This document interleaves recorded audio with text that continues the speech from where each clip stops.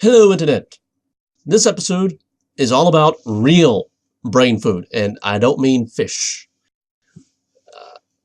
or whatever your culture believes brain food to be. Uh, it, Real brain food is something completely different. It has nothing to do with actual food. But first, let me welcome you to the Empirical Sword. I'm a Lore Master DLC 7-9, and I believe the school doesn't teach. We have to be the masters of our education, meaning we got to do the learning ourselves, meaning we have to learn all the stuff that school isn't teaching but should, including how to actually feed your brain. See, whether you want to believe it or not, your brain is essentially a highly complicated computer. And computers do two things: input and output. And that's it. And the quality of your output is determined by the quality of your input. So what is the output of the human brain?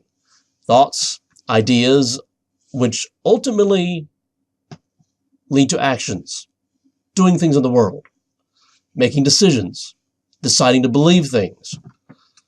So all of these things are the output of your brain. So what's the input? Everything you put into your brain.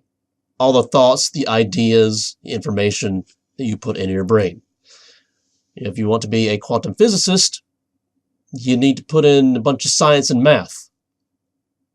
If you don't do that, you're not going to be a good quantum physicist. If you want to be a good artist, you need color theory and the principles of design and all those other things. And if you don't do that, you're not going to be a good artist. I'm assuming a visual artist here in this example. I mean, maybe you're a musician, in which case color theory would not be very good for you. Unless you happen to be interested in... I'm starting to split hairs now. Yeah, the point is the quality of the information you're putting in your brain, the input, determines the quality of the output. And I don't know why I'm assuming the input is over here and the output is over here. Maybe it's because I'm right-handed. That's beside the point. The point is, most of us tend to waste our time with low-quality input. Ever binge-watched your favorite TV show for about 10 hours on your day off? That's information you're putting in your brain. But is that really helping you do the things that you want to do? Is that helping your actions? Is it giving you new thoughts? And a lot of people will be like, oh, yeah, I'm getting all kinds of creative thoughts. What are you doing with them? If you just sit there and watch TV, what are you doing with the ideas that the TV is giving you? Watching more TV?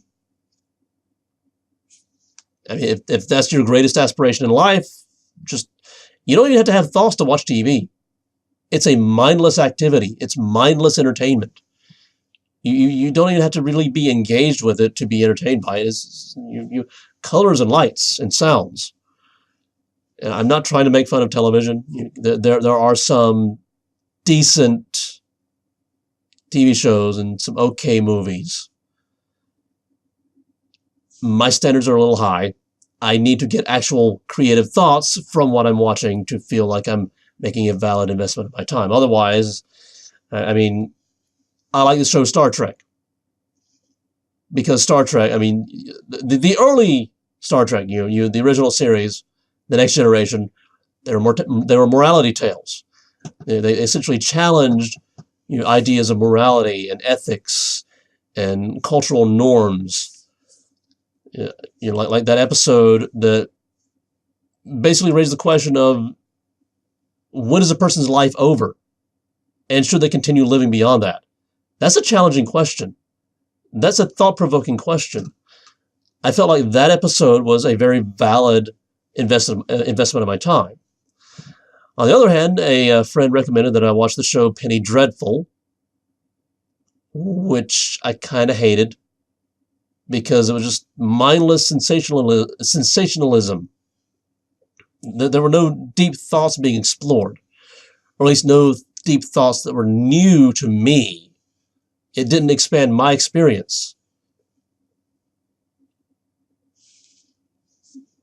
So that's kind of the thing. What's the quality of the food you're putting into your brain? What's the quality of thoughts and ideas that you're putting into your brain? For example, I keep saying for example a lot, but for example, I'm building this playlist called Some Light Reading, and yes, the name is a little ironic because the playlist involves some 3 to 6 hour videos and live seminars and audiobooks that happen to be on YouTube for free. You can just watch, well, listen, because it's mostly audio, and it's public. And I link to it at the end of every single one of these episodes, so you have absolutely no excuse for not checking it out. A lot of the people that I mentioned previously, such as Tony Robbins, and actually Ty Lopez is not on that list. I need to change that. I need to put Ty Lopez on that playlist. But anyways, this playlist has a lot of the information that I'm repeating to you.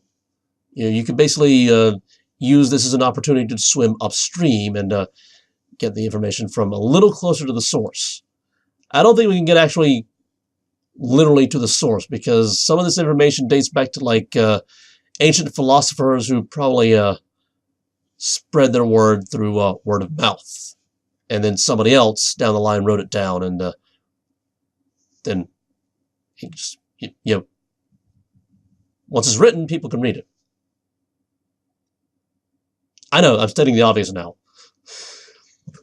But anyway, food for thought. Literally, food for thought. Okay, not literally, because it's not literally food, but it's things to think on.